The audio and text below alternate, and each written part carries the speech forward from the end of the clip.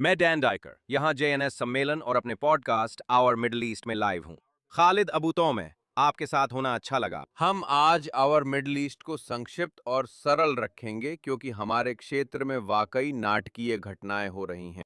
और मैं वहीं से शुरू करना चाहूंगा जहां कुछ मिनट पहले आप और मैं बात कर रहे थे। जो बात वाकई में कम आकी जा रही है और मुझे लगता है कि लोग इसे थोड़ा नजरअंदाज कर रहे हैं, वो है संयुक्त राज्य अमेरिका और इस्लामिक रिपब्लिक के बीच चल रही बातचीत पर अरब दुनिया की प्रतिक्रिया। लोग सोचते हैं कि अरब दुनिया इस्लामिक रिपब्लिक के साथ है, लेकिन असल में ऐसा नहीं है, बल्कि सच इसका उल्टा हो सकता है। आप जानते हैं, मैं ईरान डील पर अरब देशों की प्रतिक्रियाओं को देखता आ रहा हूं। और जो बात मुझे हैरान करती है वो ये है कि बहुत से अरब वही बात कह रहे हैं जो इजरायली प्रधानमंत्री नेतन्याहू और उनके समर्थक कह रहे हैं। पश्चिमी मीडिया में ये धारणा है कि केवल नेतन्याहू और उनके समर्थक ही ईरान डील का विरोध करते हैं। ये गलत है। मैं देख रहा हूं कि अरब क्या कह रहे हैं और उनकी चिंताएं भी इजराइल जैसी ही हैं। ज्यादा अरब लोग कह रहे हैं कि हम इस समझौते को लेकर चिंतित हैं। ये समझौता ईरान के बैलिस्टिक मिसाइल और परमाणु कार्यक्रमों को पर्याप्त या उचित रूप से संबोधित नहीं करता है। ये ईरान के प्रॉक्सी समूहों से संबंधित नहीं है। ये उन अन्य मुद्दों को भी संबोधित नहीं करता जिनकी हमें चिंता है। उदाहरण के लिए मैं आपको एक उदाहरण देता हूँ। खाड़ी के लोग कह रहे हैं अब हम असुरक्षित हैं। हमारी सुरक्षा कौन देखेगा?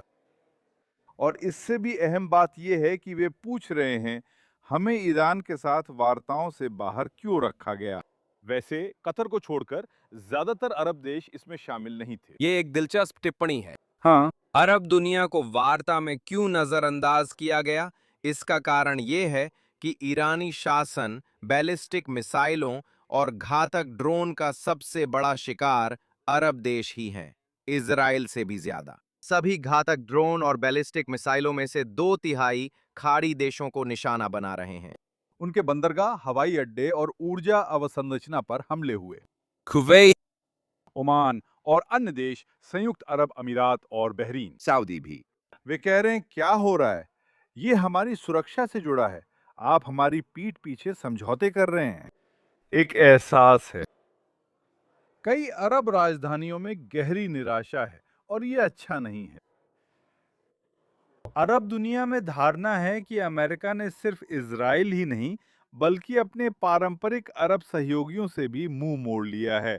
ये मध्य पूर्व में संयुक्त राज्य अमेरिका की विश्वसनीयता के लिए बहुत बुरा है। ये जाहिर है इजराइल के लिए भी बहुत बुरा है। अब दूसरी ओर इसकी अच्छी बात यह है कि ये इजराइल और कुछ खाड़ी देशों के बीच किसी तरह का गठबंधन बनाता है, क्योंकि वे एक ही नजरिए से देखते हैं या उनके पास एक समान चिंता है। वे इस समझौते को लेकर वही चिंताएं साझा करते हैं। साथ ही दैन, एक अहम बात जो लोग नहीं देख रहे वो लेबनान है। मैंने देखा है लेबनान में कई लोग इस समझौते को लेकर चिंतित हैं। क्यों? क्योंकि ईरान ने लेबनान के मुद्दे और हिजबुल्लाह को इस समझौते से जोड़ने में सफलता पाई है। तो अब आगे क्या होगा? जब भी लेबनान में कोई समस्या होगी, अमेरिका को उसे सुलझाने के लिए ईरान से बात करनी पड़ेगी। लेबनान सरकार और उसके समर्थक, जो हिजबुल्लाह के विरोधी हैं, पूछ रहे हैं यहाँ क्या हो रहा है। ये हिजबुल्लाह की स्थिति को वैधता दे रहा है और लेबनान में एक राज्य के भीतर राज्य की अवधारणा को और मजबूत कर रहा है। वैसे लेबनान इस समझौते का एक बड़ा शिकार है। लेबनान इस समझौते का बहुत बड़ा शिकार है। अरब खाड़ी देश भी इस समझौते के बड़े शिकार हैं। और अब जून 2026 में आपको बोलते हुए सुनना हमें ओबामा प्रशासन के दौरान हुई बातचीतों की याद दिलाता है। आप जानते हैं, प्रशासन खुद को अलग बताता है क्योंकि उन्होंने कहा, देखिए हमने बमबारी कर इस्लामिक रिपब्लिक को कमजोर किया। ये सच है, लेकिन जैसा कि आप सालों से कहते आ रहे हैं, मध्य पूर्व में धारणा और सम्मान ही सब कुछ है। हमेशा खुद को उनकी जगह, दूसरी तरफ के लोगों की जगह रखकर देखना बहुत जरूरी है और ये समझना कि इसे कैसे देखा जाता है। इस समझौते को कई अरबों और कई मुसलमानों द्वारा संयुक्त राज्य अमेरिका और निश्चित रूप से इजराइल की ओर से आत्मसमर्पण के रूप में देखा जा रहा है। इसे हार के रूप में देखा जा रहा है और इसे ईरान और उसके मध्य पूर्व में समर्थकों की जीत के रूप में भी देखा जा रहा है, जिसका मतलब है कि अब से वे और भी साहसी हो जाएंगे। ये समझौता क्षेत्र के सभी जिहादियों को ये संदेश देता है कि अमेरिका हार गया है, इजराइल कमजोर है और आपने जीत हासिल कर ली है। ये अमेरिका और इजराइल दोनों के लिए बहुत बुरा संदेश है। तो सवाल ये है कि क्या संकट इजराइल के लिए यहाँ अवसर पैदा करता है? ओबामा के कार्यकाल में मुझे याद है कि खाड़ी देश चुपचाप इजराइल के करीब आने लगे थे और इजराइल भी उनके करीब आ रहा था क्योंकि उन्होंने ओबामा पर भरोसा खो दिया था। वैसे भी उन्हें ओबामा पर कभी भरोसा नहीं था। यहाँ ये तर्क दिया जा सकता है कि स्थिति और भी खराब है क्योंकि ट्रंप एक मजबूत राष्ट्रपति हैं। उन्होंने इस्लामिक रिपब्लिक के खिलाफ बहुत आक्रामक, आक्रमणकारी और अभूतपूर्व कदम उठाए। मुझे लगता है ये शायद हैरानी की बात थी, लेकिन निश्चित रूप से अरब दुनिया की संतुष्टि के लिए ऐसा करना उनके लिए अस्थाई 180 डिग्री पलटाव जैसा है, यानी कई कदम पीछे हटना। हालांकि मैं क्षेत्र के एक विश्लेषक के रूप में मानता हूं कि यह एक कदम पीछे हटना है।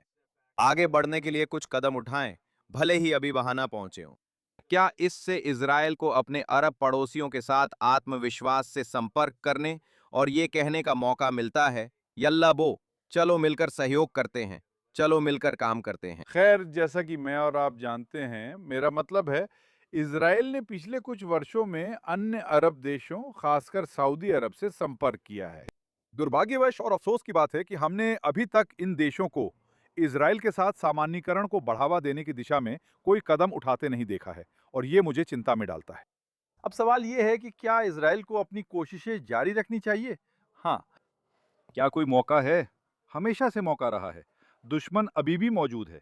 ईरान अभी भी वहीं है। ईरान न केवल इज़राइल के लिए बल्कि सऊदी अरब, संयुक्त अरब अमीरात के लिए भी खतरा बना हुआ है। अब हमें अमेरिकी समर्थन की जरूरत है। बहुत कुछ इस बात पर निर्भर करता है कि राष्ट्रपति ट्रंप सऊदी अरब और अन्य खाड़ी देशों पर अब्राहम समझौते में शामिल होने के लिए कितना दबाव डालने को तैयार हैं। सिर्फ इजराइल पर दबाव डालना काफी नहीं, अभी उस पर बहुत ज्यादा दबाव है। लेकिन क्या अरब देशों पर अब्राहम समझौते का विस्तार करने के लिए दबाव नहीं होना चाहिए?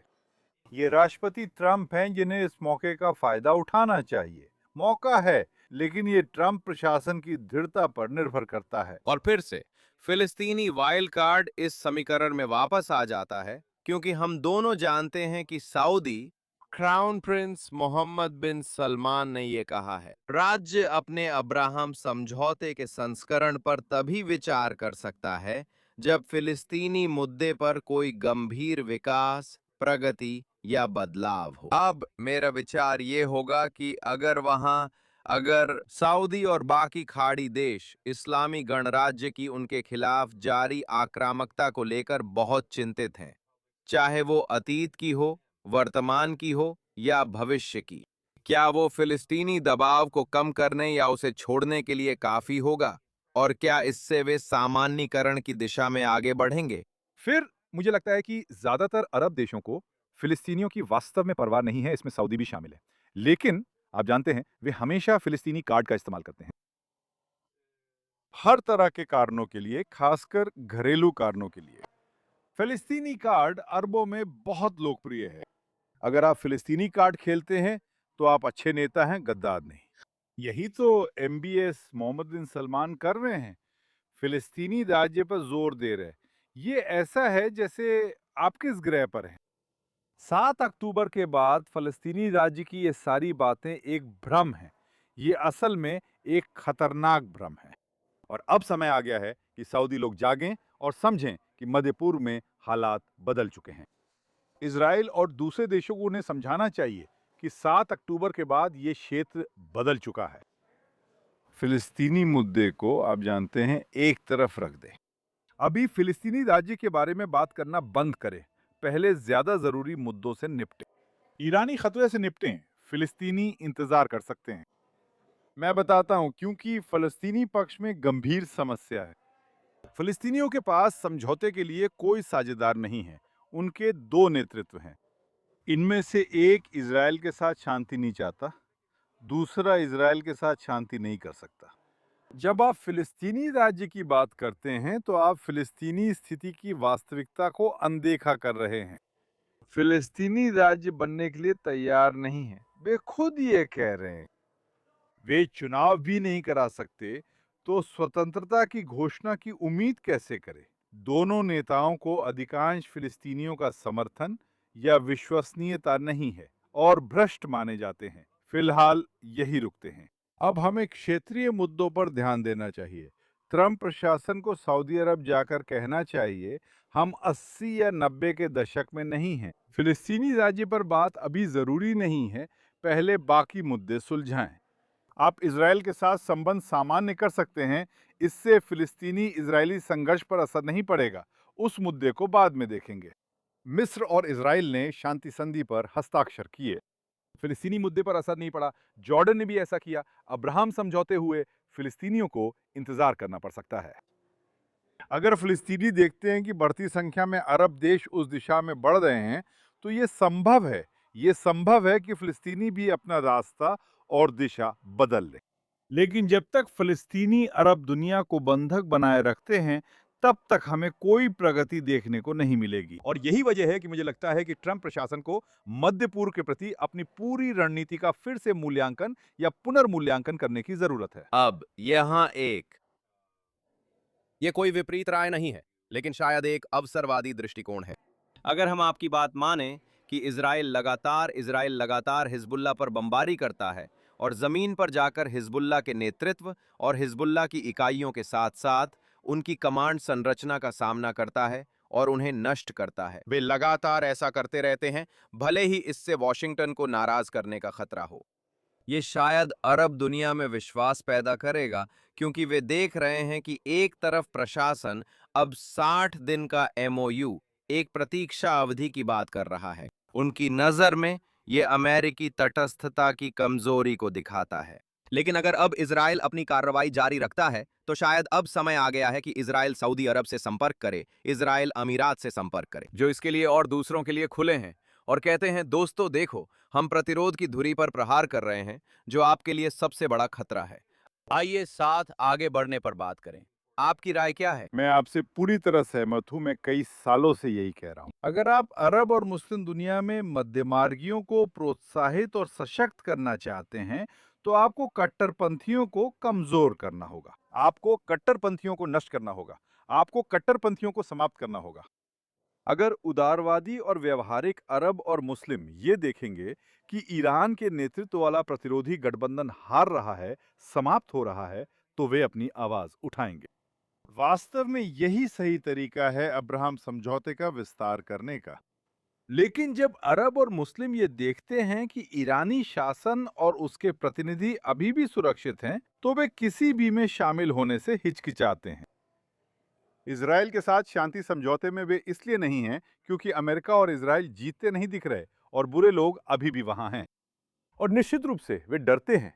अरब दुनिया के लोग डरते हैं। ये अरब नेता डरते हैं। तो अगर आप चाहते हैं, जैसा कि मैंने कहा फिर से, अगर आप मध्यम पंथियों को सशक्त बनाना चाहते हैं और उन्हें इजराइल के साथ शांति करने के लिए प्रोत्साहित करना चाहते हैं, तो आपको कट्टरपंथियों और चरमपंथियों को हराना और समाप्त करना होगा। आपको ईरान के नेतृत्व वाले प्रतिरोध के ध्रुव को समाप्त करना होगा। बस इजराइल का उन पर युद्ध करना सही है, अमेरिका का उन पर बमबारी करना सही है, पर रुकना नहीं चाहिए। रुकना मत, काम खत्म करो। यही एकमात्र तरीका है।